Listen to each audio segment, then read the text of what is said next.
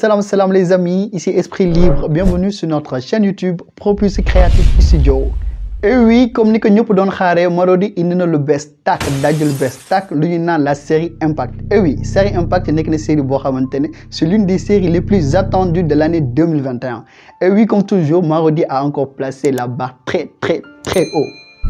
Impact. Pourquoi le choix du titre Impact? ñëpp xam nañ ne Marodi duñ def dara gratuitement luñ def rek am na lu tax. Et loolu leen koy findeel moom mooy déjà présent boo leen xoolee générique bi diggante ko gis benn balle fétal bu traversé briser ay vitres mu def benn impact de balle parce que aussi impact de balle bi moo indi bu verre bu brisé et verre mën nañ ko tëkkale ci manière scénaristique à ce qu'on appelle les rêves parce que loolu dafa nekk benn métaphore mu rêve donc loolu lay tekki maanaam verre yi nga xam ne moom la balle bi tas moom mooy des rêves qui sont brisés ci loolu noonu aussi dinañ gis impact bi tout le long du scénario. Pourquoi? Parce que impact bi ça va impacter même la vie des acteurs tout au long de la série. Parce que tamit di nga gis ay bouleversements, ay changements de comportement, lu nekk di ngeen ko gis bi série bi donc cela va vraiment impacter la vie des acteurs durant tout le long de la série. Mais aussi impact aussi da nga koy xoolee aussi sur le plan international parce que comme ni ma ko waxee woon sànq Marodi dafa jël ay acteurs yoo xamante ne ils viennent de pays différents. ñu ci mel ni Paul bi nga xam ne moom mooy le mari Gradel aussi sa fille qui est Jessica et ses deux enfants Frank et Mike ñoom nga xam ne ce sont des Gabonais mais aussi des Ivoiriens donc boo ko xoolee foofu noonu mooy wane ne Marodi il essaie même de conquérir le marché international et pourquoi pas voir même Marodi concurrencer lu ci mel ni ñoom Nollywood et oui pourquoi pas. Parlons aussi des thèmes yi nga xam ne abordé nañ ko durant tout le long de la série Impact. Thème du leneen lu dul la puissance et puis parle de puissance parle de corruption et quand on parle de puissance on passe directement à Mélanie Gradel parce que oui ku xool Mélanie Gradel xam ne elle incarne la puissance dans la série et oui bien évidemment ku wax puissance wax corruption et aussi ku wax corruption aussi wax honneur parce que aussi dans la série di nga gis nit yoo xamante ne ce sont des personnes très honorables ku ci mel ni tey Issa nga xam ne c'est un policier qui est un jeune policier très ambitieux mais qui aussi veut faire son travail dans la déontologie donc mu nekk nit koo xamante ni c'est un personnage qu'on va découvrir tout au long de la série parce étant l'acteur principal. Et yeneen tamit mën nañ ko ci boole lu ci mel ni amour impossible parce que tey dañuy gis opposition de classe sociale lu ci mel ni tey Issa nga xam ne c'est un simple policier qui vient d'une famille très modeste un nouveau policier même je dirais parce que amul benn fonction ou bien benn poste bu mag au sein de la police war a bëgg génn koo xamante ne moom mooy la fille d'un éminent avocat une personne de la haute bourgeoisie la fille de maître Meng donc mu nekk loo xamante ne aussi am na ngeen di contraste et différence de classe sociale la preuve même benn xaritam moo ko si doon tooñ na fi moo ngi doon naan Amina est-ce que sax Issa bu la bëggoon takk di nga nangu si ñu montrer que Amina n'est pas une personne boo xam ne c'est une personne matérialiste parce que d'habitude dañuy gis les personnes yi nga xam ne dañu am doole am xaalis et cetera duñ nangu génn lu dul personne boo xamante ne dafa am xaalis donc mu wane ne tey c'est pas une personne vraiment matérialiste c'est une personne qui se suffit de ce qu'elle a et puis loolu tamit dinañ ko gis tout au long aussi de la série dinañ gis c'est une personne boo xamante ne c'est une femme qui veut être indépendante qui ne veut compter que sur elle-même la preuve elle veut même pas marcher sous l'ombre de son père si thème yi nga xam ne abordé nañ ko ci série bi gis nañ ci aussi thème trahison donc gis nañ ko surtout ci fin premier épisode bi avec Frank mi jël ay documents confidentiels yaay di ko joxe donc di wax ni thèmes yi bëri na trop donc la liste est loin d'être exhaustive donc liñ ci mën a wax rek lañ ci wax li ci des dinañ ko jéem a découvrir au fur et à mesure série bi di avancer kon nañ dem directement ci analyse yu générique bi ci générique bi gis nañ ne boole nañ ay acteurs yu bëri acteurs principaux ñu boole leen dugal leen ci benn salle bu ñu nekk nag de leneen lu dul salle d'attente bi nga xam ne moom mooy salle d'attente Hôtel Radisson te ku xam Hôtel Radisson xam ne bokk na ci partenaire u Marodi notamment partenaire ci série bi nga xam ne mooy série Impact donc le fait que ñu boole artistes yëpp maanaam tous les acteurs principaux ñu jël leen boole leen ci benn salle c'est juste pour montrer que toutes les histoires sont liées histoire yëpp dañoo duggante tamit am na leneen lu ñu remarqué moom mooy absence bi nga xam ne mooy absence bi gën a fës ci générique bi moom mooy absence su Paul Gradel mi nga xam ne moom mooy jëkkër Mélanie Gradel te ñëpp xam nañu Paul Gradel en réalité moom mooy moteur famille Gradel moom mooy tax cohésion bi am léegi li tax Paul gisuñu ko ci générique bi moo jaaxal ñëpp am na sax ñuy naan est-ce que du Paul day dee peut-être ci biir série bi moo tax kenn gisu ko moo tax Marodi peut-être jugé wuñ nécessaire boole ko ci générique bi kenn xamul. léegi nag ñu jublu ci analyse u premier épisode bi ci début premier épisode bi gis nañ mu commencé par ay affrontement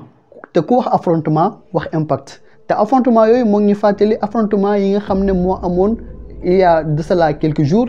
entre force de l'ordre yi ak ñi nga xam ne ñoom doon xeex di manifester contre la détention de Ousmane Sonko. donc mu nekk une petite allusion à cet événement xamuñ ndax Marodi dafa yokk loolu après événement yi wala dañ ko anticiper woon mais en tout cas ñoo ngi ciy xalaat. ñu dem si loolu aussi ñu gisaat benn scène boo xamante ne dafa nekk scène bu importante moom mooy Mélanie Gradel nga xam ne moom dafa jàpp ne suufu littoral bi yëpp moom lu mu ci bëgg da koy am te gis nañ ne Mélanie Gradel suuf su mu bëggoon ba bëgg si tabax ay immeuble ay hôtel yi nga xam ne moom la ci bëggoon tabax am na benn waay bi ñu naan Mbaye BTP moo ko ñëw ne ko foqat nangu si moom mu nekk loo xamante ne métti na Mélanie Gradel trop ba mu merci te loolu ku ci gis na ko ak Thierno Seydi seen conversation nekkoon na conversation boo xamante ne dafa métti parce que nee na ko loolu day ñëw ba yàq sama crédibilité donc Mélanie Gradel nekk na nit koo xamante ne moom crédibilité parce que nag dafa jël toute sa vie consacré ko à ce qu'on appelle la création d'une entreprise société ba délaisser sax sa famille te loolu tamit dinañ ci ñëw ci kanam donc nekk na loo xamante ne aussi nekk na lu ko métti te Mbaye BTP xam na ko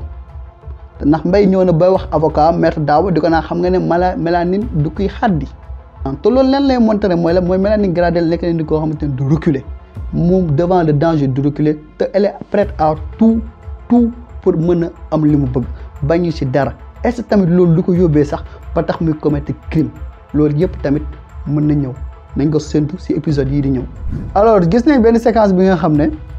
Mélanie Gradel moo ci waxtaan ak ki nga xam ne moom mooy bras droit maanaam Thierno Seydi ci loolu noonu waxtaan bi xawoon na tàng ba si yàgg nga gis Sall bii nga ñëw dugg si ba Sall bii nga dugg see commencé tagg ay maamu Mélanie Gradel si saa si gis Mélanie commencé sourire donc mi wane ne géwél am na benn place bu importante si scène bi nga xam ne moom mooy scène graduation day bi nga xam ne Aminata moom lañ ko doon defaral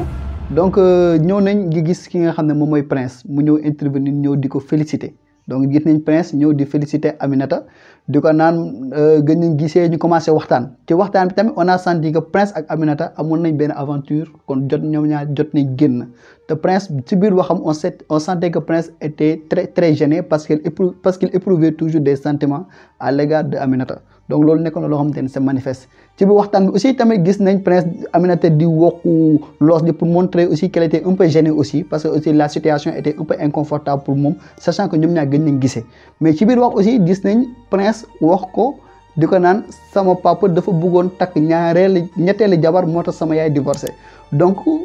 ki nga xam ne Prince nga xam ne papaam c'est le président de la République am ce qu'on appelle deux femmes nekk na loo xamante ne peut-être de tradition dëkk bi nga xam ne mooy Sénégal nga xam ne tous les présidents de la République qui se sont succédés benn jabar lañ am est-ce que cela c'est un clin d'œil par rapport à Ousmane Sonko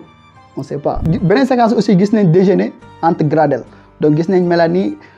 def benn déjeuner boo xamante ne dafa convier naturellement ses enfants et son mari donc ba nekkee ci biir déjeuner bi on a vu l'attitude bi nga xam ne moom la kii yoroon Franck donc Franck boo xoolee son nom Franck ça signifie franchise donc déjà nekk na tur boo xam ne ça n'a pas été choisi de manière anodine donc am na lu tax ñu choisir ko donc Franck moom mooy ci anglais franchise Franck ñëw na wane carrément aussi que moom yaay ji li muy def yëpp c'est juste mascarade la parce que nee na yaay ji même presse bi moo la gën a xam que ñun tes propres enfants ce qui signifie que yaay ji elle fait semblant d'être une personne qu'elle n'est pas vraiment donc loolu loolu aussi nekk na loo xamante ne neexul Franck te loolu tamit moo tax Franck di mettre des bâtons dans les roues mais y a aussi son père qui est là impuissant di jéem a xool nan lay def pour jéem a renforcer cohésion famille bi mais malheureusement cela est parti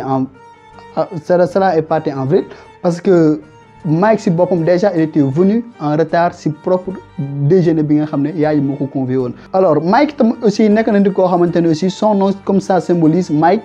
bu ñu waxee Mike on pense à quelqu'un de très grand et quelqu'un de très fort et physiquement aussi ça renvoie à Mike Tyson et cetera te boo xoolee Mike physiquement xam ne aussi c'est une personne boo xamante ne am na benn corpulence am na benn taxawaay boo xamante ne am na ko physiquement donc di wax ne aussi rien n'a été choisi au hasard. aussi gis nañ benn scène boo xam ne si parking la amee entre Jessica ak ki nga xam ne moom mooy Thierno Seydi ni nga xamee moom mooy bras droit Mélanie Gradel et apparemment Jessica amoon na aventure amoureuse ak ki nga xam ne moom mooy Thierno Seydi kii di bras droit yaayam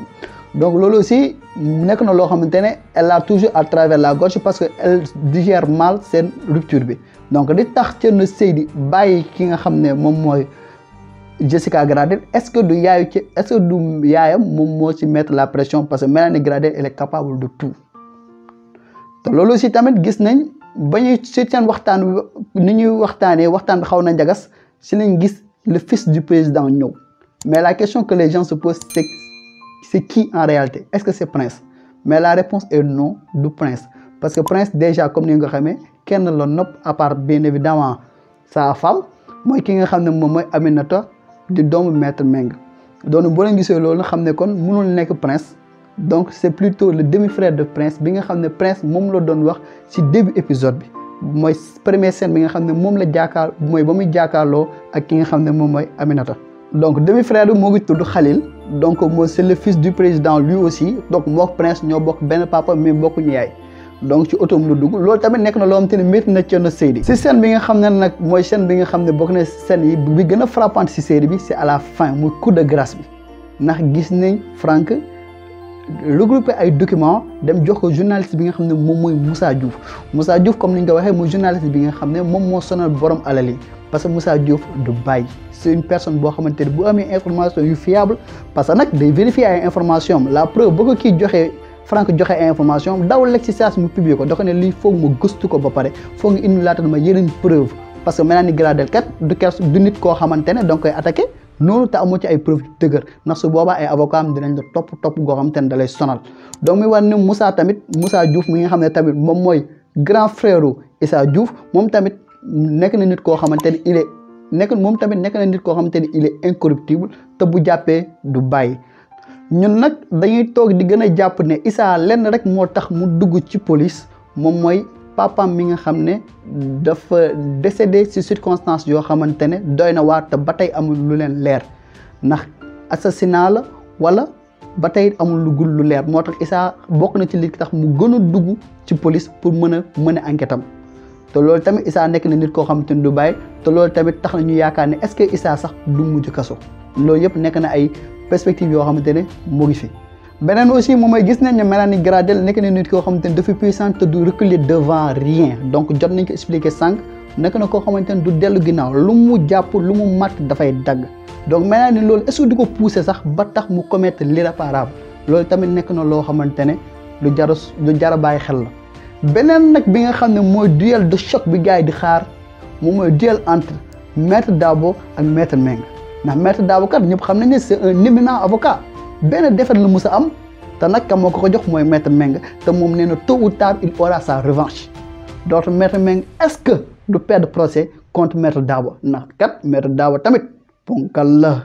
Et oui, comme vous le savez, c'est une série riche en émotions, riche en action, mais aussi riche en diversité. Alors ñoo ngi noonu di ci profito di leen jox rendez-vous pour les prochains épisodes yi nga xam ne tous les épisodes duñ ci tardé dara lépp fi dañ koy décrypter lépp fi lay xewee aussi di leen jox yeneen décryptage ak yeneen analyse yeneen série yii di waaj a ñëw